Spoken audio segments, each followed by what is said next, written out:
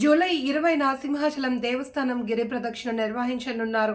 సుమారు 2 లక్షల మంది భక్తులు ఈ పాదయాత్రలో పాల్గొంటారు అని అధికారులు అంచనా వేస్తున్నారు. విశాఖపట్నం జిల్లా, ఆంధ్రప్రదేశ్ రాష్ట్రం పండుగ సందర్భంగా భక్తులు సింహాచలం కొండ చుట్టూ 32 కిలోమీటర్ల మార్గంలో పాదయాత్ర చేస్తారు. సింహాచలంలోని వరాహ లక్ష్మీ నరసింహస్వామి ఆలయంలో వార్షిక గిరి ప్రదక్షిణ ఉత్సవం జూలై 20వ ఇక్కడ జరగనుంది. ఉత్సవాల ఏర్పాట్లపై సింహాచలం దేవస్థానం కార్యనిర్వహణాధికారి శ్రీనివాస్ మూర్తి అధికారులతో కలిసి ఇటీవల సమావేశం నిర్వహించారు.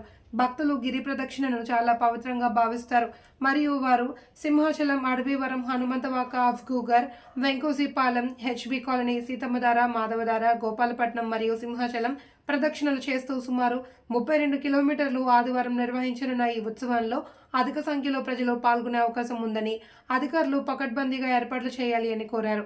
దేవస్థానం అధికారులు తెలిపిన వివరాల ప్రకారం తొలి పావంచ నుండి వరాహ లక్ష్మీ నరసింహస్వామి రథానికి ప్రతిరూపమైన అప్పన్న పుష్ప రథంతో పాటు గిరి ప్రదక్షిణ మధ్యాహ్నం 3 గంటలకు ప్రారంభమవుతుంది. అయినప్పటికీ చాలా మంది భక్తులు రోజు తెల్లవారుజాము నుండి తమ పాదయాత్రను ప్రారంభిస్తారు.